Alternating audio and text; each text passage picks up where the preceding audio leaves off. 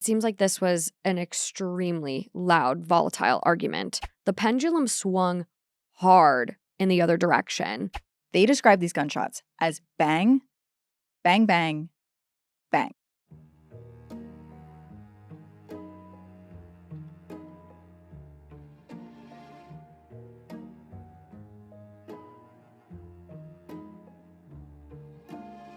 Hi guys, welcome back to Clues, where we sneak past the crime scene tape to explore key evidence behind some of the most gripping true crime cases. I'm Kaelyn Moore, and I'm going to be diving deeper into the timelines, backstories, and the court files related to these cases. And I'm your internet sleuth, Morgan Absher. I'm the one who's diving into the Reddit forums, the news articles, and anything else I can find online to pull at the threads that just don't add up. And there's a lot of them with today's case. Today, we're talking about the murder of Reeva Steenkamp at the hands of her boyfriend, Olympian Oscar Pistorius. In 2012, Oscar was known as the Blade Runner, and he made history as the first double-leg amputee to compete in the Olympics for track. But less than a year later, he found a very different kind of fame when he shot and killed his girlfriend, Reeva Steenkamp, in his own home.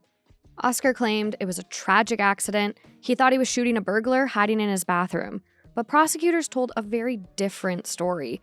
They said Oscar was a bitter, abusive boyfriend who murdered Reeva in a moment of passion. But let's really unpack this case and all the clues that defined it right after this. Okay, how much did you know about this case before diving into the research for our episode? I remember being in college when this happened, and I remember everyone's first reaction, at least here in the United States, was, South Africa is so dangerous. So oddly, I don't really remember anything about this case, which is weird because I was obsessed with the Olympics. I feel like the Olympics come on and I'm locked into the TV the whole month basically. But my fiance, Justin, was like, oh, I knew about that. That case was really big. I remember it being a huge deal that he ran in the Olympics the year before. I remember watching the 2012 Olympics a lot, and that was a huge deal. Weirdly enough, I actually feel like we talked about it in the United States, even though this was a South African case that happened. But then not long after this case happened, the Boston bombing happened. And then I think everyone stopped talking about it. Yeah. News cycle shifted. Yeah, exactly.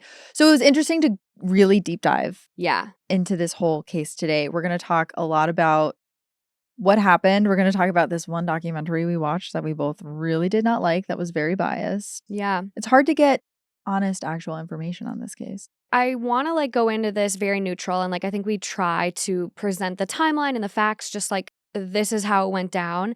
So I would love to see, again, put your initial thoughts of what you know about this case, what you think, and then reply to yourself, because the episode you guys did that on, seeing your thoughts and how they changed over the course of the episode was so interesting to me. And if you're an American like me, I'm very curious what you first heard about this case when it happened, because I think a lot of us were just kind of fed this narrative about how dangerous South Africa was at the time. And that, of course, he thought it was an intruder. But I'm also curious if we have any South African listeners, what you guys heard about this case as it was happening. Because it's always so different. The media travels across the ocean in such a specific way.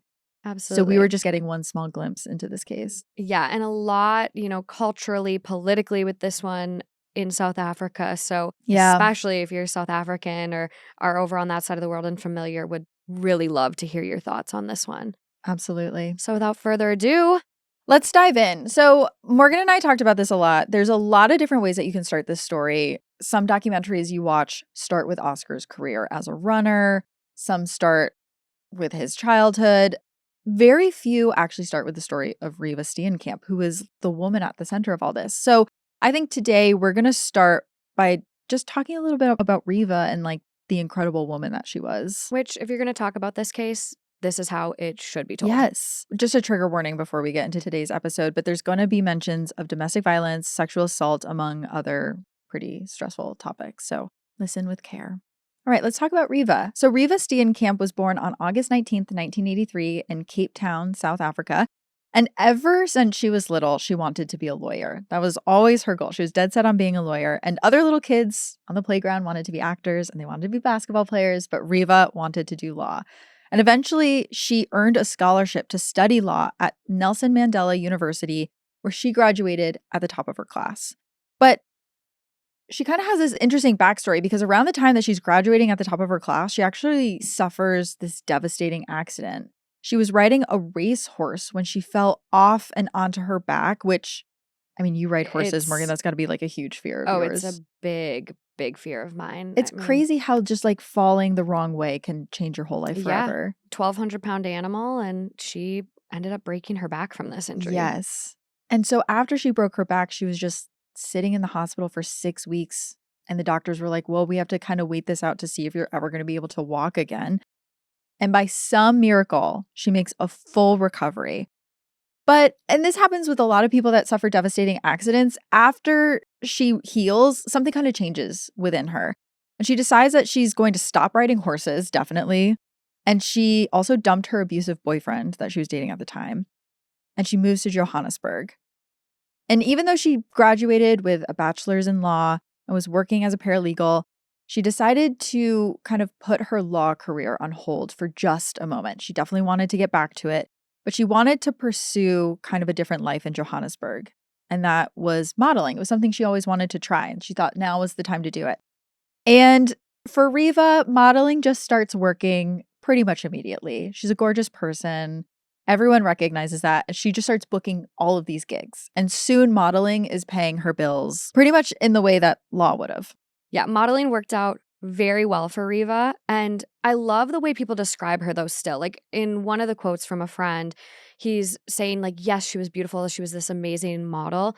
But Reeva was a better person inside than she was on the outside. Yeah. And she was exquisite looking. And that just describes her. She was just such a light. They said she was always smiling. She was just an amazing person. But she was also so dedicated to law still and helping people. Like that was her big goal at the end of the day still. It seems like law and being a lawyer was always kind of like the North Star that was guiding her because she really especially wanted to work as an advocate for survivors of domestic abuse. Reeva herself had been in an emotionally abusive partnership in the past, so it was a cause that was very personal to her. But violence against women was, and to some extent still is, at least based on my understanding and from the research that we had done, a pretty big issue in South Africa. I actually found this quote from a Vanity Fair article that goes into this a little bit more that I wanted to read. It talks about domestic abuse and sexual violence in the area, but it says, quote, in South Africa, in the 2-year period of 2011 and 2012, there were over 64,500 reported sexual assaults. That's one every 4 minutes. It's the highest occurrence in the entire world, according to the U.S. State Department. Even the current president, Jacob Zuma, stood trial in 2006 charged with raping a 31-year-old AIDS activist. And there's a note here that says he was acquitted. So it just was like a huge part of the culture. And I think a lot of women were very fed up with it. And so Reeva like really wanted to take action and tackle this head on. And I read, we talked about this, that the morning of her murder, Reeva was going to give a talk to a bunch of teen girls called Placing Value on You, as sort of like this empowerment speech she was going to give. But she would never go on to give that talk because on Valentine's Day of 2013, Reeva died at the hands of her boyfriend, Oscar Pistorius. Now, a little bit about Reeva and Oscar's relationship. Reeva met Oscar in November of 2012, and the two fell for each other pretty quickly. We've looked into this. It's pretty easy to see on the surface, at least why Reeva liked Oscar. He was very handsome. He was an incredibly successful athlete in South Africa at the height of his career. He was basically a celebrity. His image was on billboards everywhere. Everywhere. I was trying to think of like who in American society he would have been equivalent Michael Phelps. to. Yeah. Oh, yes, exactly. Michael Phelps, like in the commercials, on the billboards. But even more so because of the disability he had to overcome to be a Paralympian in the regular Olympics. Now, Oscar was born with this rare condition called fibular hemimelia, which essentially means that he was missing bones in the lower half of both of his legs when he was born. And still, Oscar went on to not only race in the Paralympics, but also in the Olympics with his prosthetic legs. At the time, he was this huge point of pride in South African society. They just watched these races and were like, look at this incredible person that's like overcome so much and is representing our country. Yeah. And I mean, there's a lot politically and contextually with South Africa and the apartheid. And like, there's so much there. So this was like a country coming out on this big world stage, and this was a big deal. Mm-hmm. And when he and Reeva started dating, their relationship was really public, basically from the get-go. Reeva was on Oscar's arm at every big event, every red carpet they went to. And friends of theirs at the time said that the two were preparing for a future together. At least that's what it seemed like.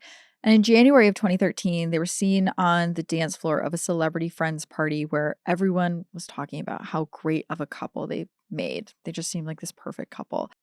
Then at the end of that month, they went to a dinner with two friends of theirs who said the same exact thing. And they also said that Oscar was looking to move because he was feeling a bit unsafe in his current home.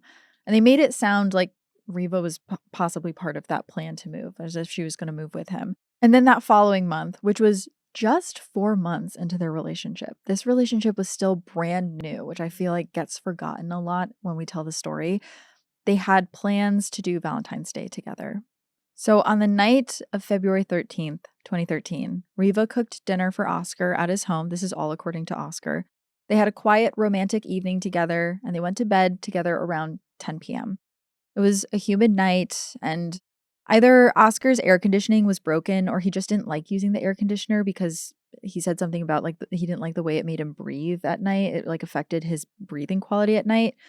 So before bed, what he would do is he would open these sliding glass doors onto his bedroom balcony, and he would set up 2 fans that would circulate air into the room. And before the two of them fell asleep, Oscar took off his prosthetic legs and set them by the open door to air out. This is something he would do every single night. And then he grabbed his 9mm Parabellum pistol and he put it under the bed. Which, let's pause to talk about Oscar and the gun. It is legal to own guns in South Africa, and Oscar, like his father and a lot of other men in his family, they were really into firearms. Oscar actually owned multiple rifles, shotguns, handguns, and would post about his trips to shooting ranges on all of his social media. And a big reason why people own guns in South Africa is for self-defense. You know, we talked a bit about South Africa and the high incidence of violence against women. There's also just high crime in general, especially home invasions. In a country of 60 million people, there's 1.5 million home invasions per year. And that number just keeps going up. There's actually some research from the University of Cape Town that found that home invasion robberies are South Africans' biggest fear. So it kind of just goes to show like people's mindsets. It's kind of always in the back of their mind, and they had a lot of self-protection to prevent, their biggest fear. Yeah, some parts of America you can really take that for granted because you're not constantly worried about home invasions, but it sounds like in South Africa that is something that people were constantly worried about. It's constantly front of mind for them. So this is all to say it wasn't out of the ordinary for Oscar to sleep with a gun within reach. So that night, Oscar says he got up a little after 3 a.m. This is now February 14th. He said it was really hot and stifling in the room, so he got up to deal with the fans. And according to Oscar, Reeva woke up next to him when he first woke up and asked if he was having trouble sleeping. And noticing that the balcony door was still open, he gets up out of bed, doesn't have his prosthetic legs on, and he goes to close the sliding glass door, move the fans out of the sliding glass door and close them. He said that at this time he had sensory deprivation. It was really dark when he woke up. Oscar liked to sleep in near perfect blackness to get like the best quality sleep possible because he was an athlete. That's what he said. And the fans were also humming. So it's like the mixture of the darkness and the hum of the fans. He said he kind of had this weird sensory deprivation and didn't really know exactly what was going on. He goes to walk back towards his bed. And as he's doing so, he hears this loud noise come from the bathroom down the hall. It's like this screeching sound, and he knows immediately that that's the sound of his bathroom window opening. And his heart starts immediately racing. So he reaches under his bed and he grabs his gun. That's the first thing he does. He whispers to Reeva, who he assumes at this point is still in bed, to call the police because he thought they were being robbed. Oscar then creeps over to the bathroom, which the way the bathroom is set up is there's a room for the toilet and then there's like the sink in the rest of the bathroom.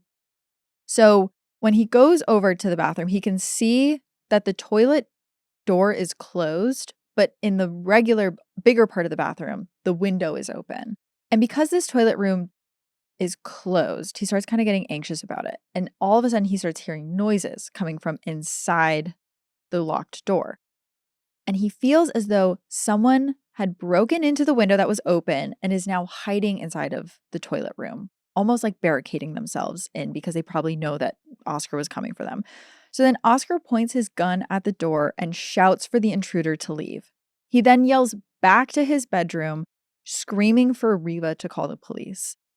And then he hears more movement in the toilet room. And pretty much immediately, he fires 4 bullets through the door. Then he calls for Reeva back in bed and realizes she's not been answering him. The whole time he's been calling for her to call the police, he's been saying that there's an intruder. She's not been responding. And this is when it finally clicks for him. And so he goes back to the bedroom to check on her, and he realizes that she's not in there. And that's when the panic sets in, and he wonders if it actually was Reeva in the bathroom instead. Like, maybe when he went to go move the fans, Reeva had actually gotten out of bed and walked down the hall, but he just didn't hear her because he was only hearing the hum of the fans. So he rushes back to the bathroom and he tries to open the door to the toilet, but it's locked. So then he goes back to his room and he gets his prosthetic legs and also this cricket bat that he would keep in his bedroom. Then he goes back to the bathroom and he just starts smashing on the locked toilet door. And it finally breaks through and he can see that Reeva is in that toilet room, sprawled over the toilet, bleeding from multiple gunshot wounds. 3 of the 4 bullets had hit her, 1 in the arm, 1 in the hip, and 1 in her head. But at this time, he notices that she's still breathing. So Oscar goes back to his bedside and he grabs his phone. At this point, it's around 3:19 in the morning and he calls a neighbor for help. At 3:20 a.m., he phones the ambulance service, and at 3:21, he called security at his estate. After these calls, he picks Reeva up out of the bathroom and he carries her downstairs. And by this point, neighbors and neighborhood security can hear him shouting. He is just wailing, holding Reeva. And a neighbor that arrived shortly after this recounted hearing him sobbing and screaming for them to call an ambulance. And one of the first responders that gets to this scene is this neighbor, a doctor named Johann Stipp. And he does this jaw lift maneuver on Reeva. It's an attempt to open her airway and get her to breathe. But by this point, Reeva is no longer breathing, and she is pronounced dead at the scene at 3:43 a.m. After that, the police arrive at Oscar's house, and because of what happened, they immediately begin processing this as a crime scene. Oscar is a total mess when they see him. He's still crying, he's wailing, he starts throwing up, and he openly admits to the officers that he shot Reeva. But he starts telling them this story about how he thought she was a burglar. But the police, at least initially, are not convinced by this story. The first detective on the scene, this man, Hilton Boda, is a 24-year veteran of the police department. And to him, at least when he gets to the scene, it looks like a classic case of domestic violence. Mainly because as Oscar is explaining what happened to him, it doesn't really make a lot of sense. For example, Oscar tells him that he got his gun out from under the bed, but somehow didn't notice that Reeva was no longer in bed anymore. And the detective also finds it strange that Oscar would simply hear a sound coming from his bathroom and then just start firing the gun in the house, knowing that someone he loves is also in the home. And it's these little details about Oscar that just really aren't adding up for the detective. Yeah, especially when it's 4 shots, let alone just not one, like a warning shot. But besides the point, it starts to look even worse for Oscar when police start talking to all of his neighbors. And this is what gives us our first clue in this case. One of the neighbors told detectives that she was woken up by the sound of a loud argument coming from Oscar's home at around 2 a.m., about an hour before the shooting started. She says the argument continued for about that hour, and although she couldn't hear what they were saying exactly, it was loud enough that she had to put a pillow over her head to muffle the noise to get back to sleep. And in fact, she wasn't the only neighbor to hear something. 5 of Oscar's neighbors told detectives they heard a woman screaming from inside his house shortly before they heard the gunshots.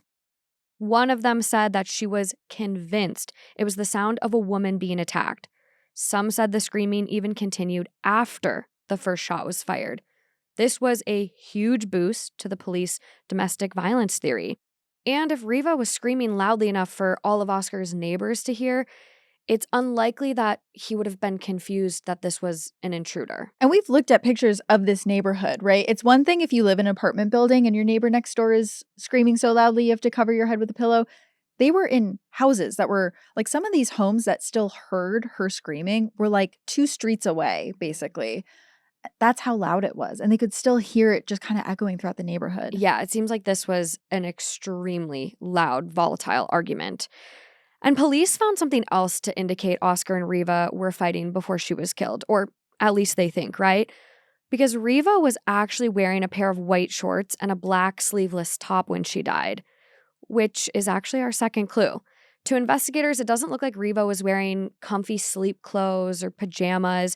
They were sort of things you would wear when you would leave the house. So now police are asking, why did Reeva put all of her clothes on if she was just going to the bathroom in the middle of the night? To them, it looks like Reeva was trying to leave the house when Oscar shot her. And maybe she felt so threatened by Oscar that she locked herself in the bathroom door to try to protect herself from him. Or even beyond putting the clothes back on, maybe she never took her day clothes off because they had just been up the entire night. But to not put your pajamas on is just... It's interesting. Yeah. Especially because by Oscar's story, they laid down. They were sleeping. They went to bed. Yeah. You know, he even said that Reeva had been doing yoga that night as he sat in bed watching TV. I do think it is interesting too. I don't know about you, but like when I go to the bathroom at night in my own home, I don't typically shut and lock the door.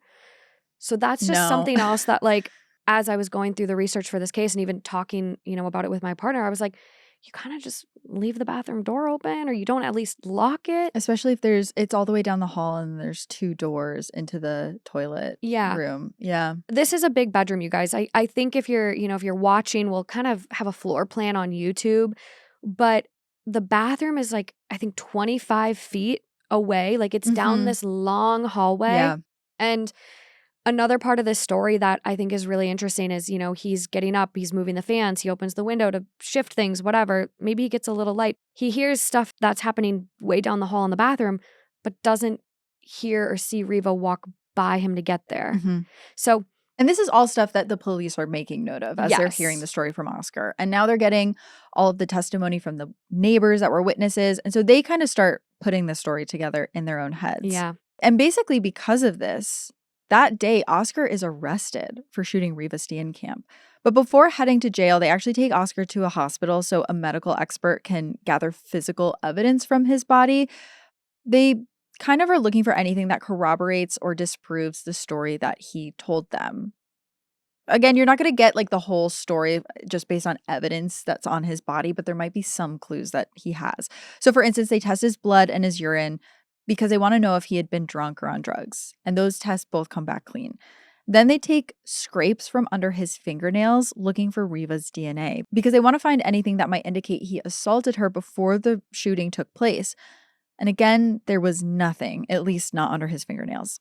And even without any of this physical evidence that they were looking for, Oscar still spends that night in jail. And then the next day, February 15th, he's taken to court and officially charged with murder. And the judge orders Oscar to remain in police custody until his bail hearing 4 days later. Meanwhile, the police begin interviewing people who know Oscar just to try to get a window into his personal life.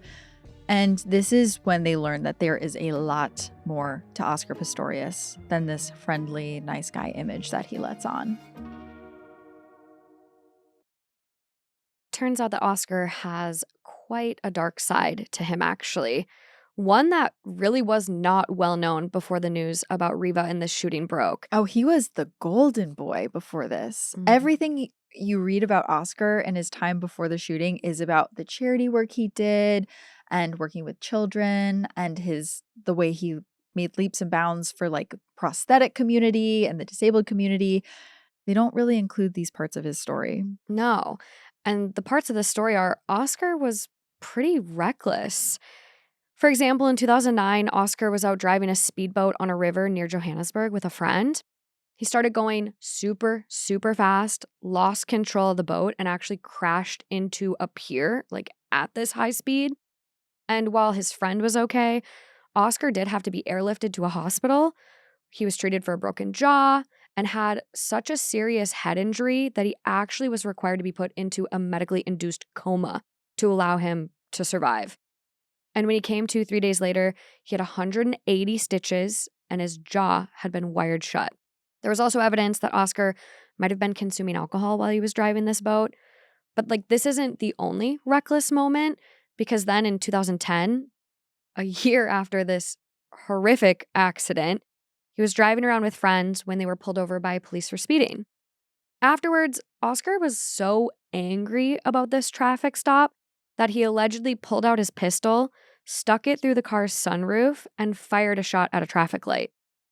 Thankfully, no one was hurt, but clearly reckless attitude, and Oscar had no problem messing around with a live weapon. And then there's an incident in January of 2013 that really shows he doesn't care about messing around with live ammunitions and weapons, because just a month before he shot Reeva, there was actually another incident. Oscar was with friends at a restaurant when one of them mentioned that they had brought a new pistol along with them that night.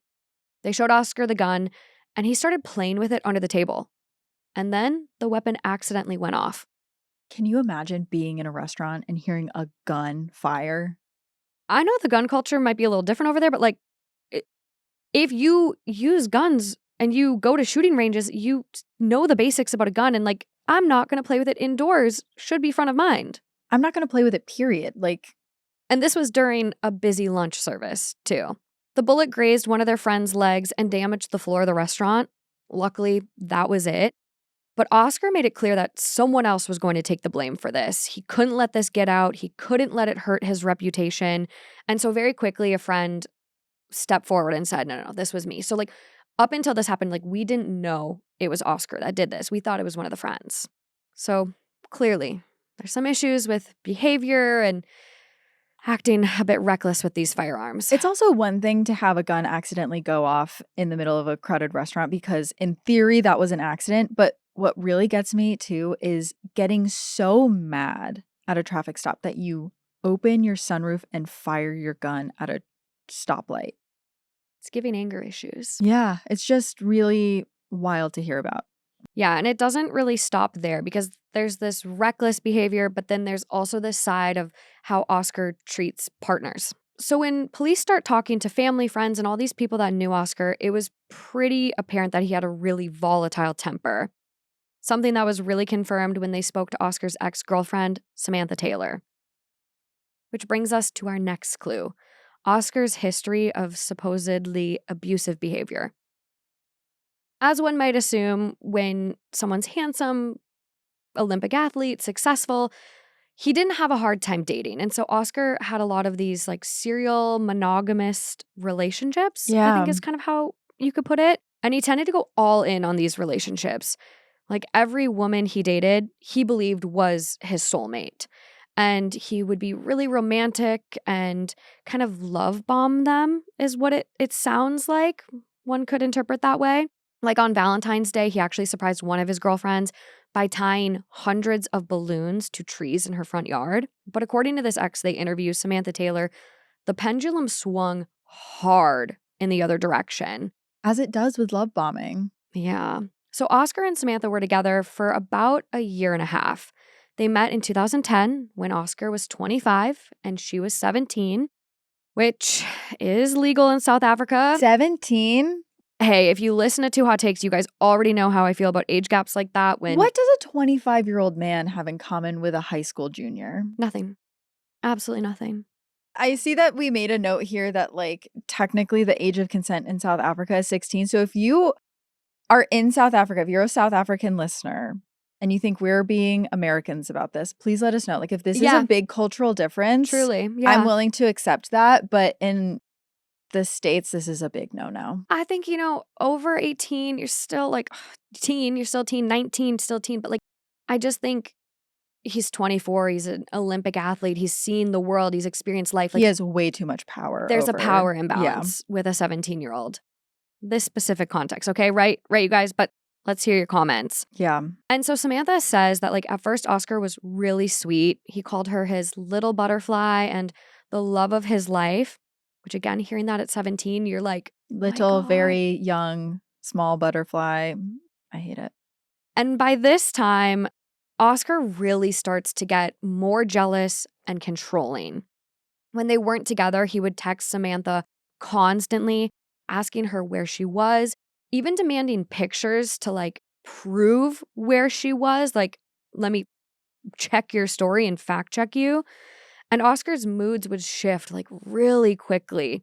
One minute he'd be like super sweet and considerate. And then the next he would fly off the handle into this rage about like something super small. I wonder too, because I've read a few stories and like listened to testimony from some girls who were in relationships with older men when they were teenagers. And I wonder if she was like maybe specifically singled out because she was so young and you don't have any other relationship experience at that point. So you're going to go along with this. Like if he's demanding pictures of where you are, like maybe someone with a little bit more experience would know that to run. But if you're really young, you might think like, oh, this is normal in relationships. Like he's a really nice guy otherwise. You don't have anything to judge or compare, really. Yeah, it just breaks my heart. It would be really tough. And a couple examples she give for like these small things is like if she would forget to clean a mug from the living room, or if she wore clothes that were too revealing. He would get furious and just begin shouting foul and really abusive things at her. And even at her friends if they were around. So it wasn't like this was just behind closed doors. Like this was in front of other people to other people as well. And in the aftermath of these outbursts, he would then shower her with love and affection and apologies and be extra sweet for a while until something would set him off again. And as you know, we know with these abusive relationships, the cycle typically repeats itself. So now that we know that yes, about his backstory, the guns, the domestic violence, and the controlling, let's go back to where we are in this case. Because at this point in the investigation, Oscar had been in jail for a couple of days. And on February 19th, 2013, he goes in for his bail hearing and he pleads not guilty to all charges. During the last hearing, the police pointed to evidence that they gathered so far, evidence that argued Oscar was this violent abuser and a flight risk who should stay behind bars. But they also bring in something that basically shows Oscar might not have been telling the whole truth about what happened that night. Yeah, you see, investigators think Oscar is lying because of his prosthetics, which is clue number 4 for us. At the bail hearing, the lead detective, Hilton Bota, argued that Oscar had been wearing his prosthetics when he shot at Reeva. This would be a big deal if it were true, because it would mean that Oscar thought about his actions, right? Like he sat down at the bed, he had time to put on his prosthetics, and then pursued Reeva to the bathroom.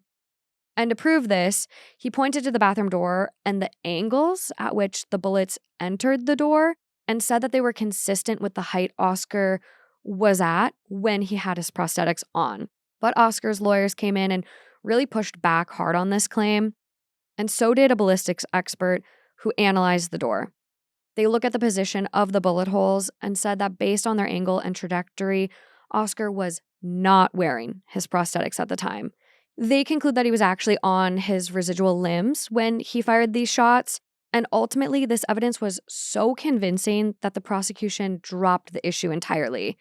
They ended up agreeing with Oscar's lawyers that he had not been wearing his prosthetics during the shooting. And this was also such a huge screw up for Hilton Bota. So much so that he was actually taken off the case. But depending on what source material you get into for this one, a lot of people kind of speculate that that was also like a very political decision. There were a lot of strings being pulled behind the closed doors early on, and they kind of speculate on that a little bit. Yeah, that maybe he was taken off for other reasons. Yes. Yeah.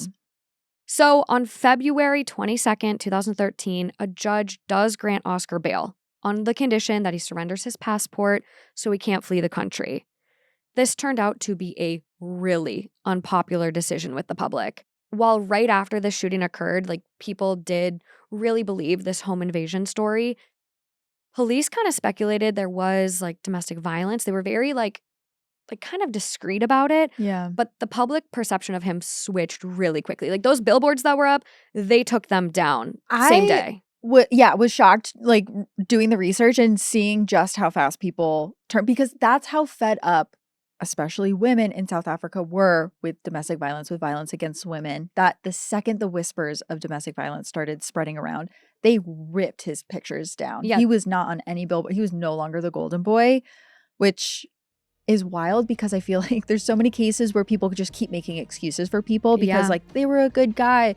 They had such a bright future ahead of them. Like we don't know the full story until, you know, we hear it from him. Yeah. And they were like, no. No, it was a quick switch. And on Twitter, Reddit, all the socials, a majority of the commenters thought he was guilty.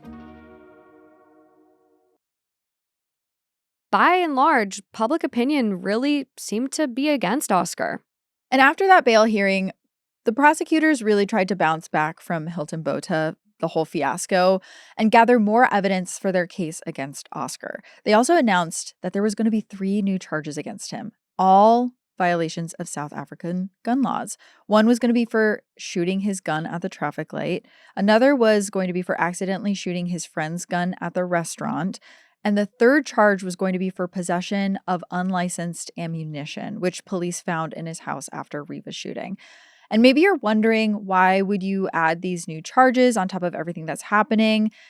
They kind of seem like a small deal compared to like the larger picture we're looking at. Well, this was all very intentional on the side of the prosecution. They figured if they could make the trial more about Oscar's pattern of reckless behavior, they could also have an easier time convincing a judge that he could shoot someone in anger. And this is something that, depending on the side you look at, the defense really hates that the prosecution did this. They went on camera and they were like complaining about how, you know, they're trying to turn this into something it's not. This is, Oscar really thought there was an intruder, and they're trying to turn this into making him look bad, making him look like he had anger issues, making him look like he had reckless gun charges against him, which like is true. He did have all of those things, and that is like a very important piece of the puzzle, but the defense was so mad that they were bringing in all this extra information. And one thing that was really strategic about them doing this is the prosecution could then call Samantha Taylor, Oscar's ex that we talked about, to testify because she was actually a witness to one of the reckless shooting charges. They could essentially use this as a backdoor with her on the witness stand to get her to talk about Oscar's angry and aggressive treatment towards her. And that was maybe going to persuade the court to see him as this violent abuser who was very much capable of killing a girlfriend. Yeah, and they really wanted to prove he was capable. So they really start looking at his relationship with Reeva a little bit deeper. And the first place they went was her phone.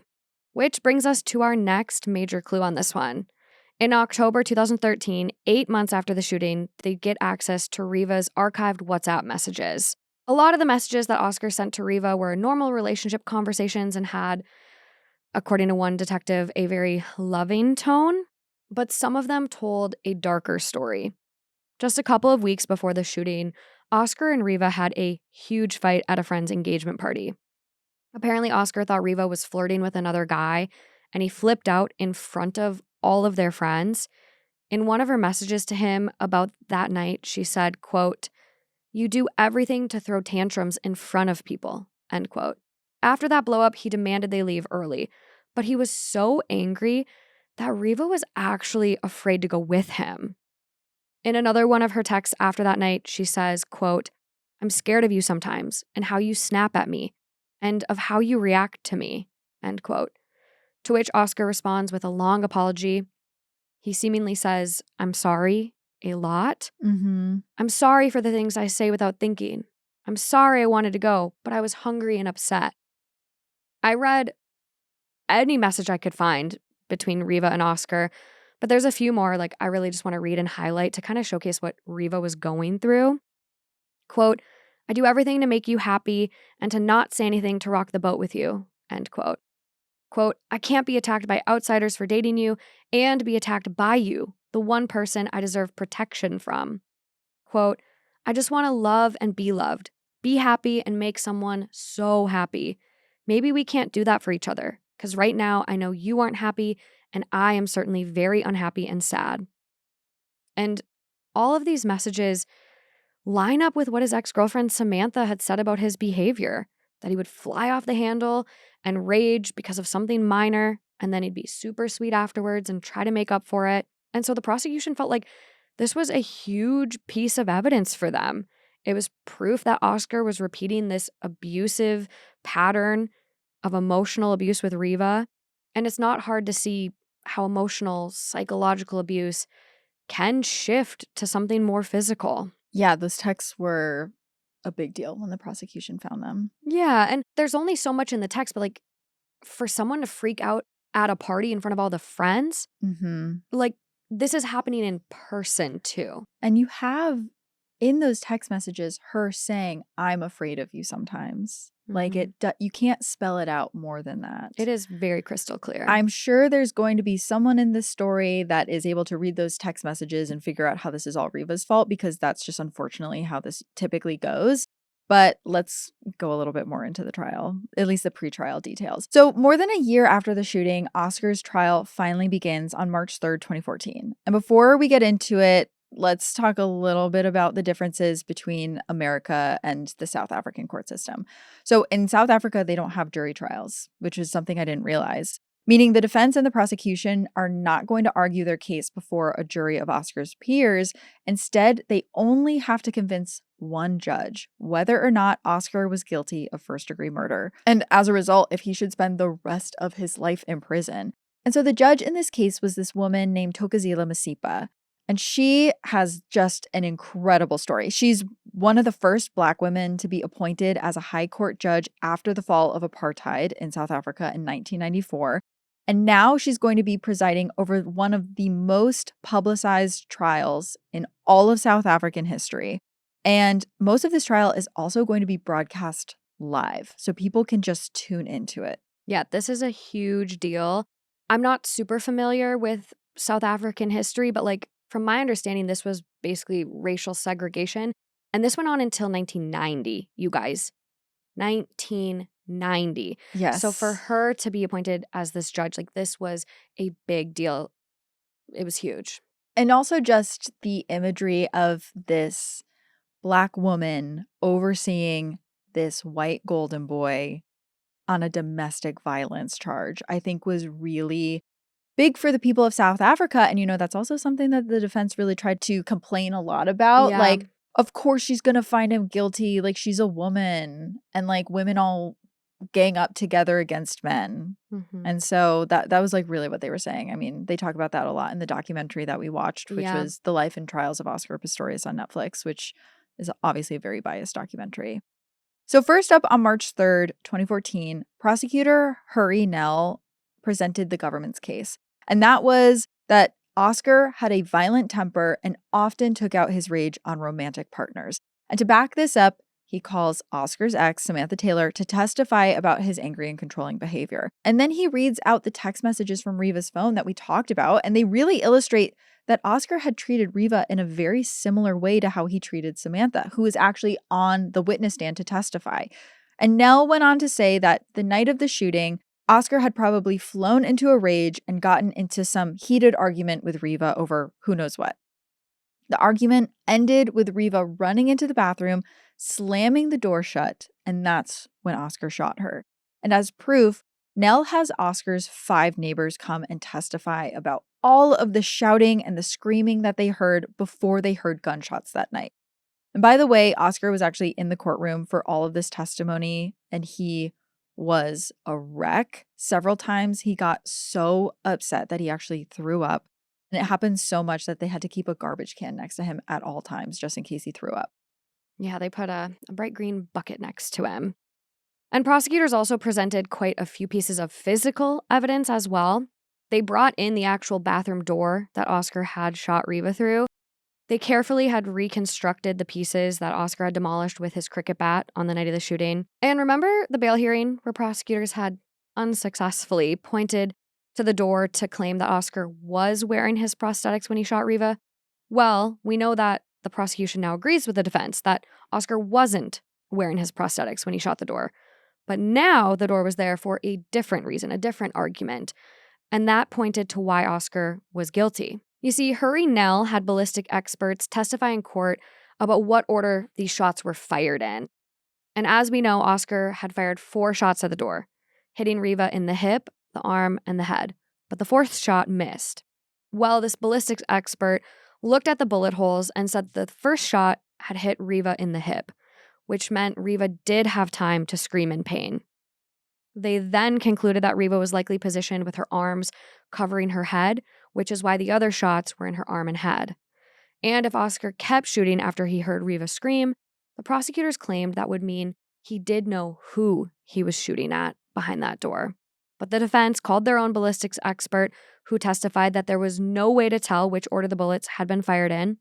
He also claimed that after firing a gun in a tiled bathroom, Oscar's ears would have been ringing so badly that he wouldn't have been able to hear anybody scream. Ultimately, no matter how much the prosecution tried to use the bathroom door to their advantage, they weren't able to definitively prove anything. And we talk about this a lot on this podcast, like the battle of experts. Like, you can just All the call time. experts that say what you want them to say, essentially. Yeah, you choose your experts accordingly. Yeah. To And your point. this is something that can never be known. Like, the actual order of the bullets, like, it's really just up to interpretation. No one was there when it happened. So you can have one expert that says, no, I can definitively say this was the order. And then another expert that's like, we could never know the order. And so it's just like, it's really just up in this case to the judge to decide whatever she feels like is the truth. Yeah.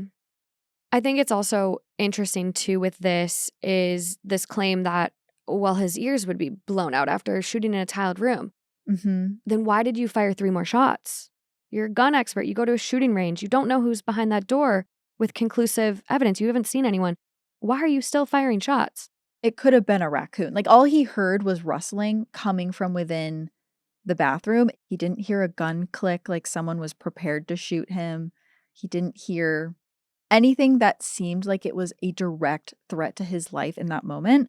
And we talked about this, but like we're in California. There's laws in California where you can shoot someone in your home if you believe they're a direct threat to you. But there's so many laws around it. Like, if that were to happen and I heard someone in my bathroom and say I did grab a gun and just shoot at the bathroom door, I would get in trouble for that. It's a very different state than, say Texas Yeah. or, elsewhere in this country. But even in Texas, you have to prove that that person was a threat to your life in that moment. Yeah. So you still are going to get questioned as to why you shot at the door when you didn't know that your girlfriend wasn't in bed with you and you didn't know who was in your bathroom. Like, they're still going to question that. I mean, maybe it's a little bit different in South Africa, but like, at least here in the States, which, I mean, we kind of tout our like gun loving culture, but there's still laws that like you would get in trouble for something like this even here. Absolutely. When it was his turn, Oscar's lawyer, Barry Rue, continued to really pick apart the prosecution's argument. So Rue pointed out that I get so mad when I read this part, Morgan. Rue pointed out that of the 1,709 messages that were sent between Oscar and Reeva in the 3 to 4 months that they were together, something like 90% of them were positive and loving. And we've already gone over these text messages. Like, the 10% that weren't positive and loving were literally like, I'm afraid of you.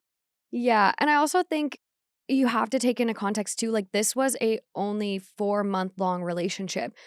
If you're having these big issues only 4 months in, when like a lot of people in relationships are still in the honeymoon phase, happy phase, like, that is a big issue. Like, Reeva saying, I'm scared of you, Yes. only 4 months in, like, really, in my head, speaks to how bad he was acting. And it kind of negates the 90% that were loving. Like, that's the bare minimum. So it's almost like I'm literally just like an analogy that kind of in my head fits that. Oh, well, the Jaguar only ate half my arm. literally. I still have the other, 90% of my body. Mm-hmm. Come on. Yeah. Like, context. When they printed them out, it printed actually to more than 35,000 pages. So there were a lot of messages being sent between this couple. Mm-hmm.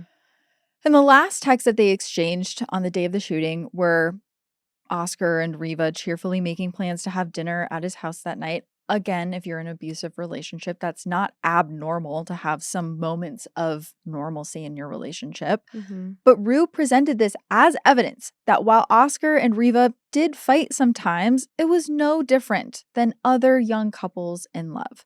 And he said that the text also made it clear that the couple didn't appear to be having a fight on the day of the shooting, which We know how quickly fights emerge. If it's not over text, maybe it's in person later that day. And it also sounds like Oscar could be having a perfectly normal day and then you don't wash his mug right and all of a sudden he flies off the handle. Yeah. And of course, his defense team is trying to ignore all of that context.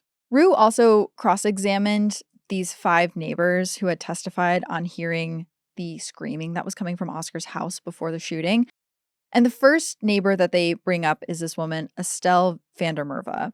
And she was the woman who heard shouting from Oscar's house about an hour before the shooting took place.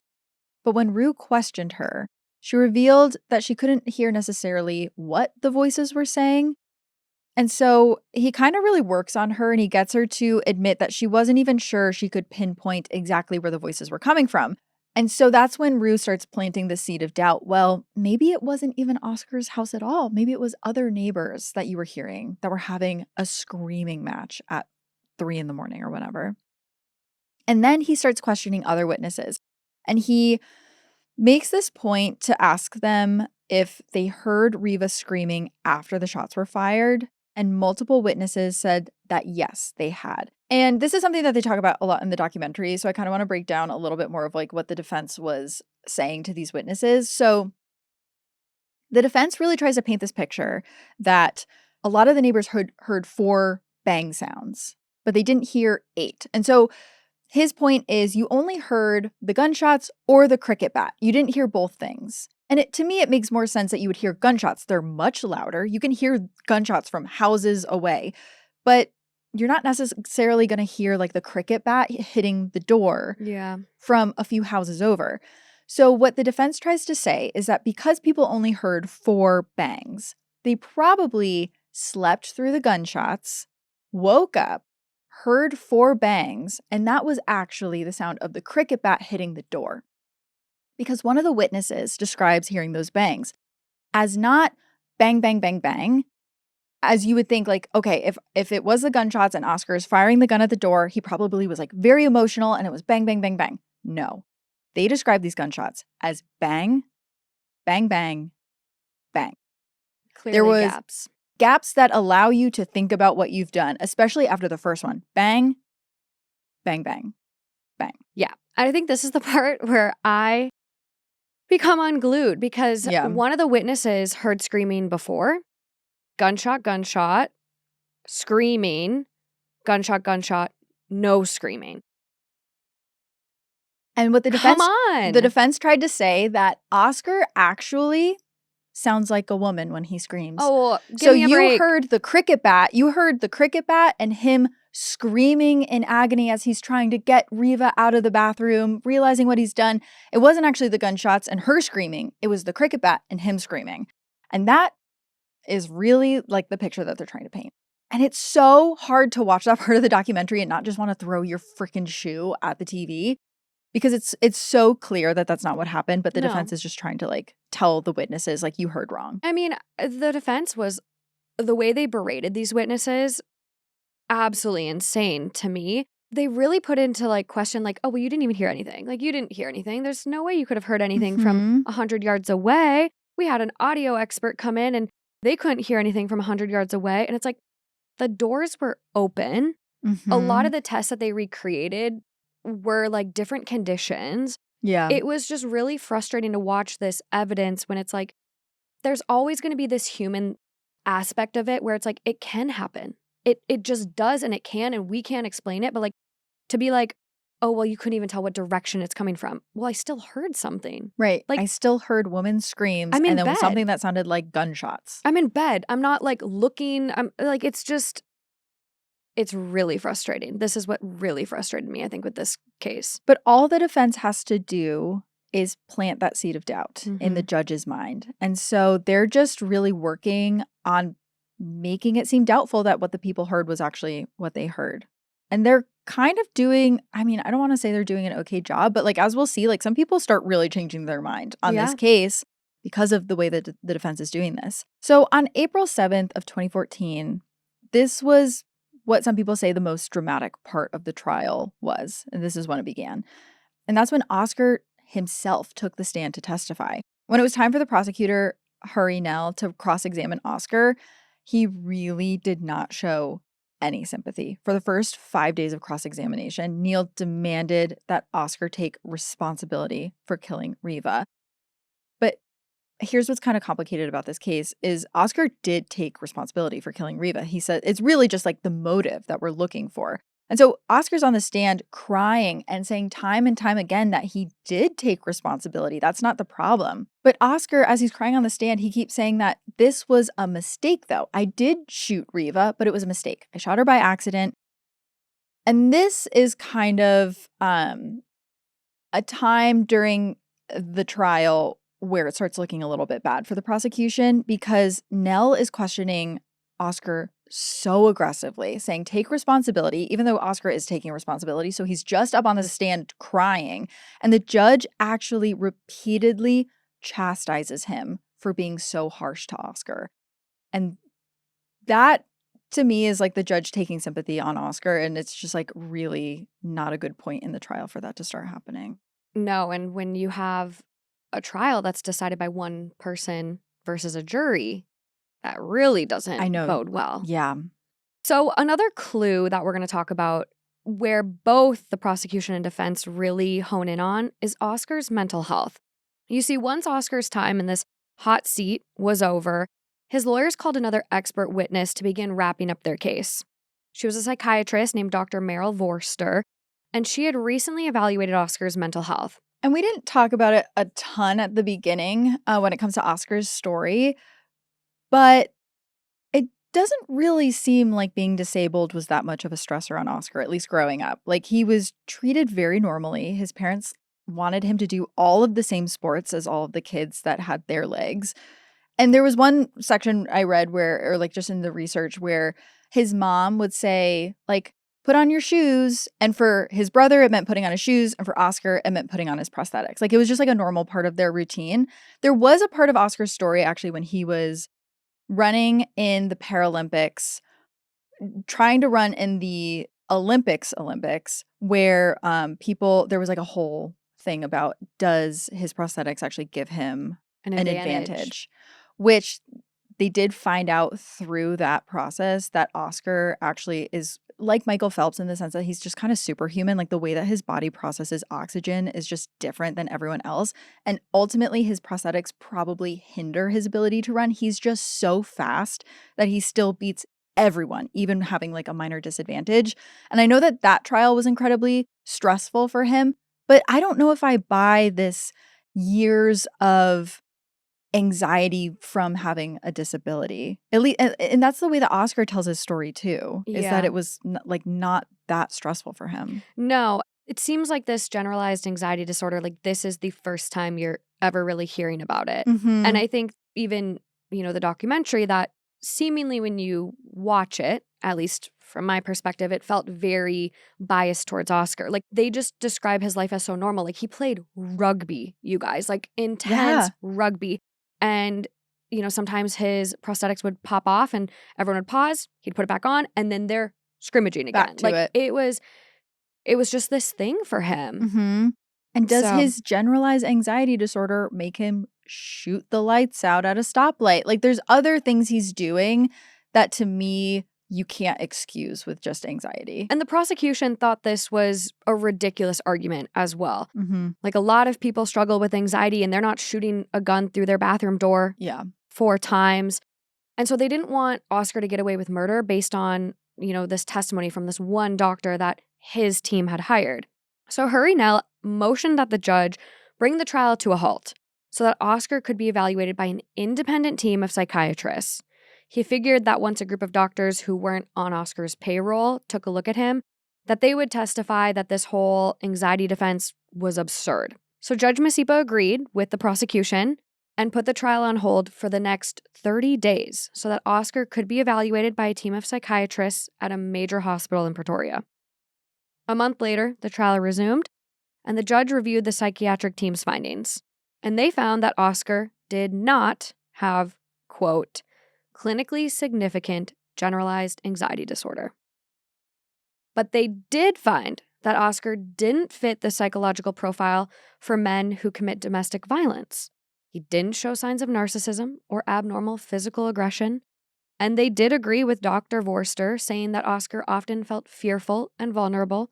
Specifically, he lived in fear of being a victim of a violent crime. But the psychiatrist testified that Oscar's fear was more of an obsession. Right. So this is also something that kind of ends up working against the prosecution. Like, they're the ones that call for this psychological exam to take place, and then it kind of basically proves, quote unquote, in a way that, like, but he doesn't seem like an abuser. Like, we talked to him and he seems chill. Doesn't really work for them. Yeah. So on multiple occasions leading up to the shooting, Oscar went into a frenzy when he heard strange noises in his house. This is one of the things that they learn when they're talking to him. And actually, one night he came home pretty late and he heard this noise in his kitchen.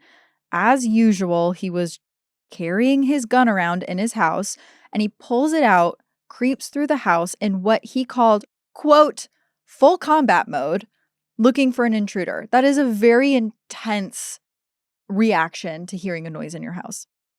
And when he gets to the kitchen, the room is empty. And eventually he realizes that it was his laundry machine that was spinning.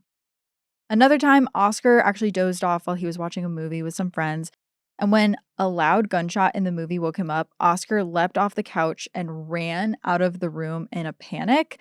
There was a time also, this is something they learn about him, that when he was with a friend that was sleeping over at Oscar's house, they got up to get a glass of water in the middle of the night, and Oscar came running out of his bedroom, holding a gun in his hand, thinking his friend was an intruder.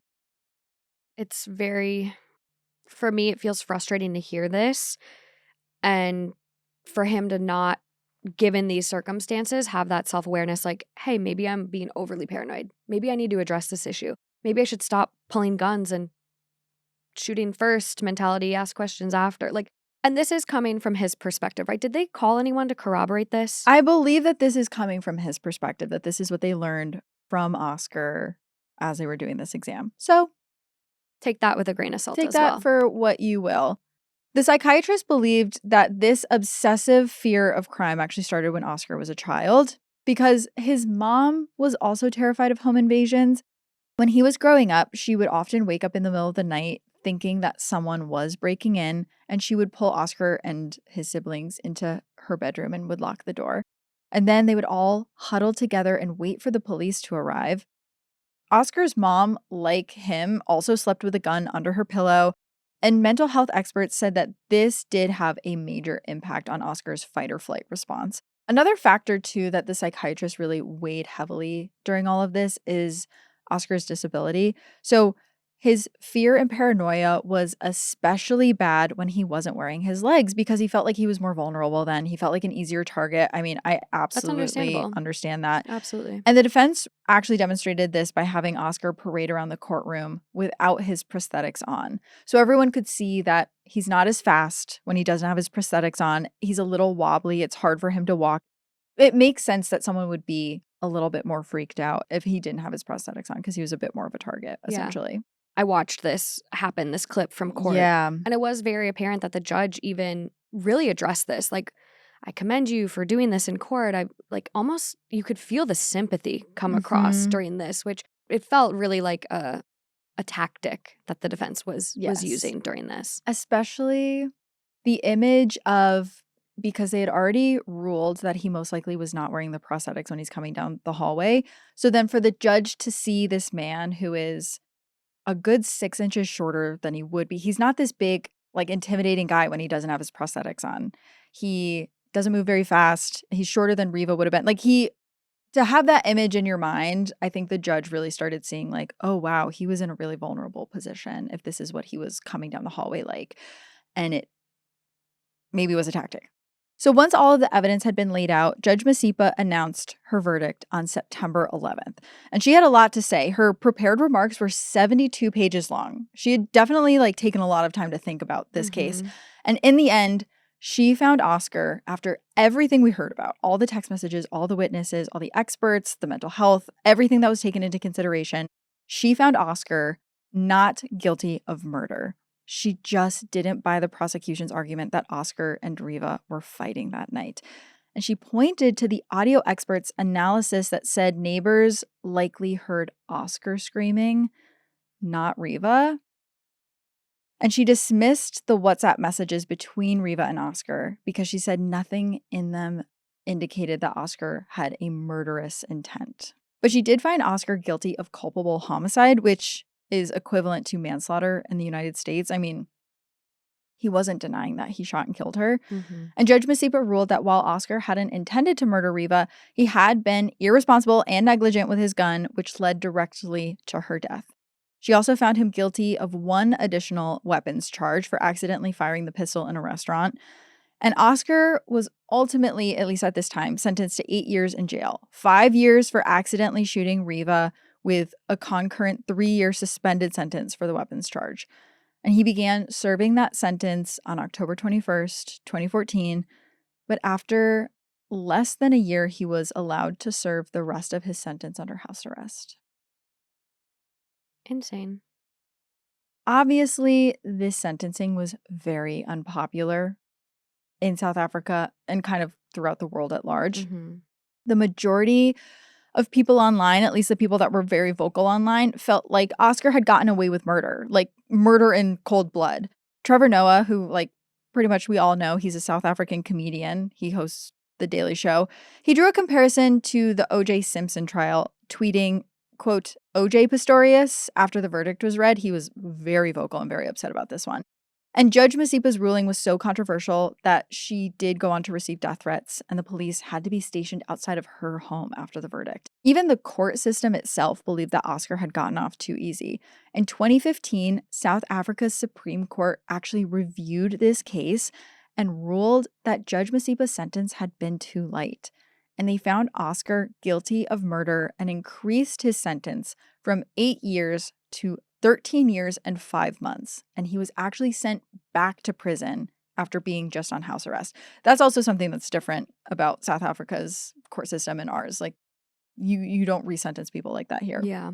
And still, because Oscar was pretty much a model prisoner, he was released on parole in January of 2024 after serving only 9 years of this sentence. Yeah, and that brings us to today.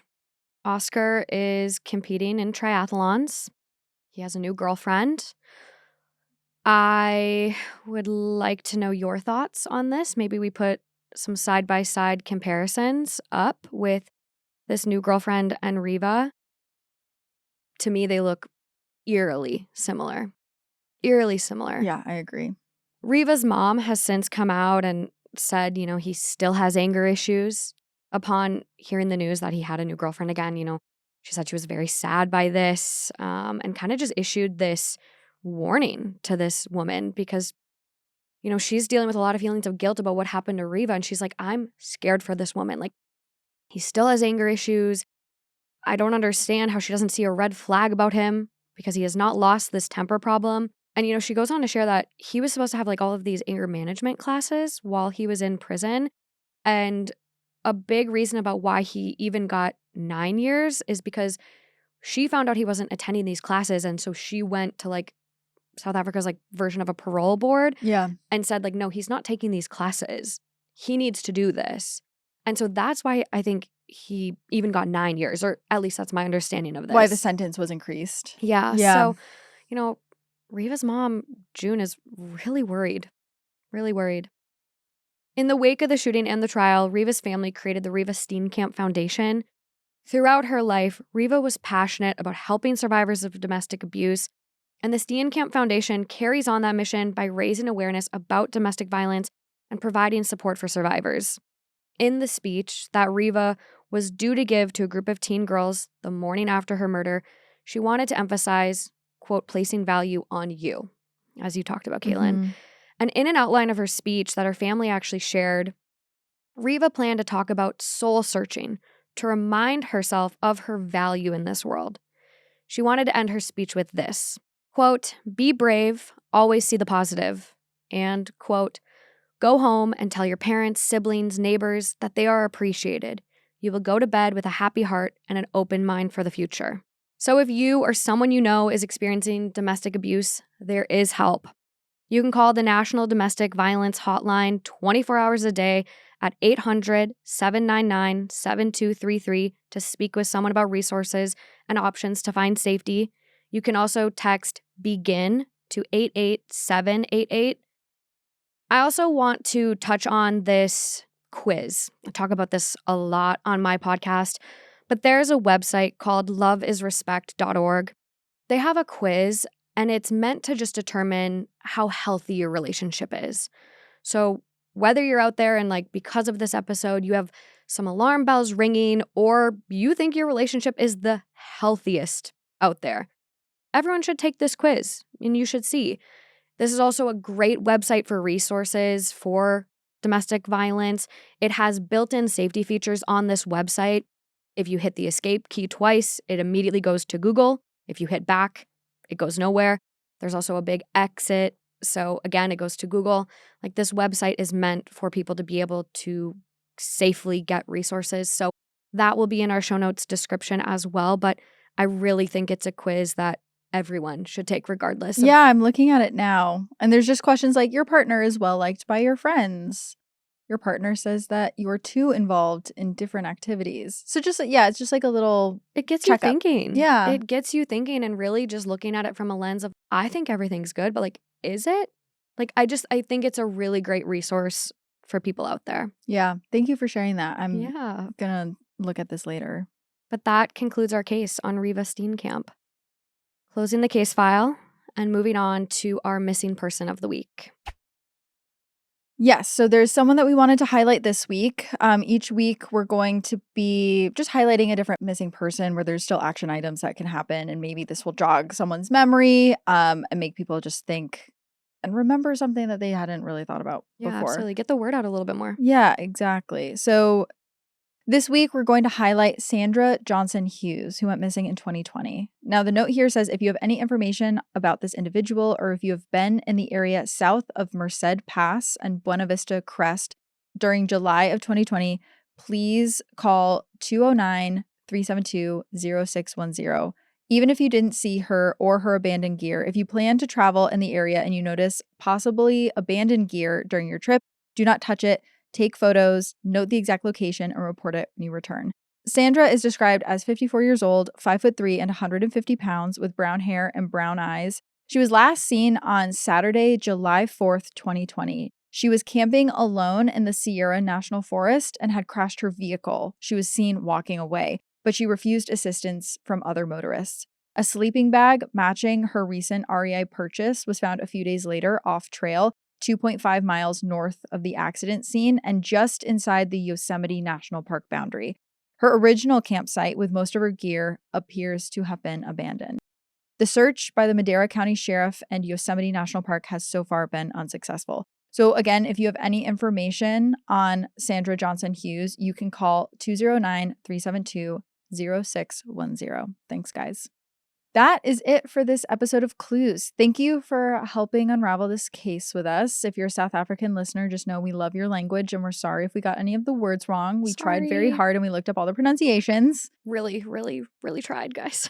We want to hear from you guys now, though. I want to hear any thoughts you have, any theories. Like I said, we're curious, even just like the initial things you heard about this case when it first happened. I feel like this is one too where a lot of people heard the headline when it first came out, but don't necessarily know how it concluded. At least people not in South Africa. Yeah, absolutely. Yeah. It is it's kind of a twisty case. It's one that has just left me utterly confused. I sit here and I'm just like, why? Yeah. So I'd love to see all your comments on it. And again, like, I hope that you go back to your initial comment now and reply to yourself. Has it changed? Are you, more lenient about what happened? And, I can't wait to read your comments. At Crime House, we really value your support. So please, again, share your thoughts on social media. And remember to rate, review, and follow Clues to help others discover our show. And if you're hungry for more content, we've got you covered. There's exclusive content and monthly bonus episodes, early access, and ad-free listening.